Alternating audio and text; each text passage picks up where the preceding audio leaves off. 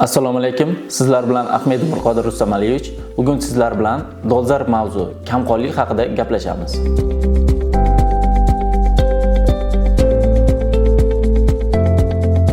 Kamqonlik bu qonda eritrotsitlar va gemoglobin sonining kamayishi va sifatining o'zgarishi bilan kechadigan jarayondir. Kamqonlik qon yaratish jarayonining buzilishi, asosiy qon yaratuvchi to'qima, ya'ni suyak ko'migining o'z funksiyasining to'liq bajara olmasligi natijasida yuzaga keladigan jarayondir. Kamqonlikning asosiy sabablari: birinchisi temir tanqisligi anemiyasi. Organizmda temir tanqisligi kuzatilsa, gemoglobin sintezini buzadi va temir tanqisligi anemiyasiga olib keladi. Bu kamqonlikning eng keng tarqalgan turi hisoblanadi.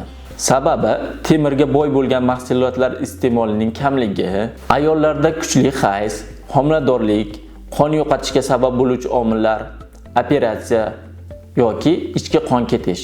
Temirga boy mahsulotlar: qizil go'sht, jigar, ismaloq, petrushka, brokkoli, no'xat, mosh, loviya, qora non, pista va yong'oq.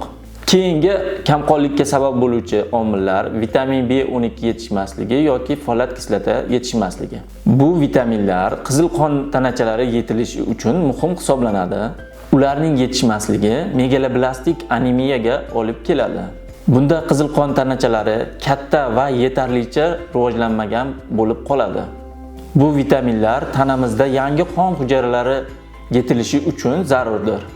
Bu kamqonlikka sabab bo'luvchi omillar: bu vitaminlar tarkibida bo'lgan mahsulotlar iste'molining kamligi, me'da va ichaklarda muammolar, spirtli ichimliklar ko'p iste'mol qilish. Homiladorlik paytida esa bu vitaminlarga ehtiyoj 2 barobar oshadi. Vitamin B12 ga boy mahsulotlar: go'sht, jigar, baliq, tuxum, sut va sut mahsulotlari. Folat kislotaga boy mahsulotlar: ko'katlar, dukkakli mahsulotlar, don mahsulotlari, tuxum sarig'i. Bundan tashqari, kamqonlikka surunkali kasalliklar ham sabab bo'ladi. Bularga surunkali yallig'lanish kasalliklari, buyrak kasalliklari va saraton kabi surunkali kasalliklar kamqonlikka sababchi bo'ladi. Keyingi kamqonlik sababi bu gemolizdir. Bunda qizil qon tanachalari muddatidan avval parchalanadi, ya'ni gemolitik anemiyaga olib keladi. Bundan tashqari, suyak ko'migi kasalliklari ham ba'zi bir kamqonliklarga olib keladi. Suyak ko'migi qizil qon tanachalari ishlab chiqariladigan joy hisoblanadi. Aplastik anemiya esa aynan o'sha suyak ko'migida bo'lgan muammo tufayli yuzaga keladi. Aplastik anemiya bu suyak iligi yetarli darajada qon hujayralarini ishlab chiqara olmasligi natijasida yuzaga keladigan kam sonli kasalliklardan biri hisoblanadi, lekin jiddiy anemiya hisoblanadi. Bundan tashqari, o'roqsimon, hujayra anemiyasi kabi irsiy kasalliklar kamqonlikka olib kelishi mumkin. Kamqonlikning yana bir turi talasemiyadir. Bunda gemoglobin buzilishining irsiy omillarga bog'liq bo'lishi natijasida yuzaga keladi. Buning natijasida qizil qon hujayralari yetarli darajada kislorod tashiy olmaydi va klinikasi kamqonlikning belgilari kabi namoyon bo'ladi. Anemiya darajalari. Jahon Sog'liqni saqlash tashkiloti anemiya darajalarini quyidagicha tasniflaydi. Bu tahlillar qondagi gemoglobin miqdoriga qarab aniqlanadi. Bu yosh va jinsga qarab farqlanadi. Birinchisi erkaklarda.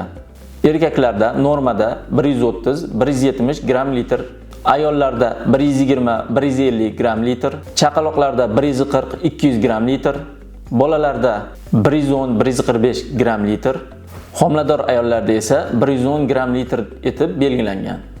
Anemiyaning tasniflanishi. Kamqonlik asosan vitaminlar, minerallar, mikroelementlar, temir tanqisligi, ya'ni gematopoyez jarayonida muhim rol o'ynaydigan har qanday elementlar tufayli yuzaga kelishi mumkin. Bu anemiyalar turli yo'llar bilan yuzaga chiqishi mumkin. Patologik holatni yuzaga keltirib chiqaradigan jarayonlar va ularning alomatlarini hisobga olgan holda uni 4 ta asosiy turi farqlanadi. Birinchisi postgemoragik anemiya. Bu surunkali yoki o'tkir qon yo'qotish natijasida yuzaga keladi. Keyingisi gemolitik anemiya.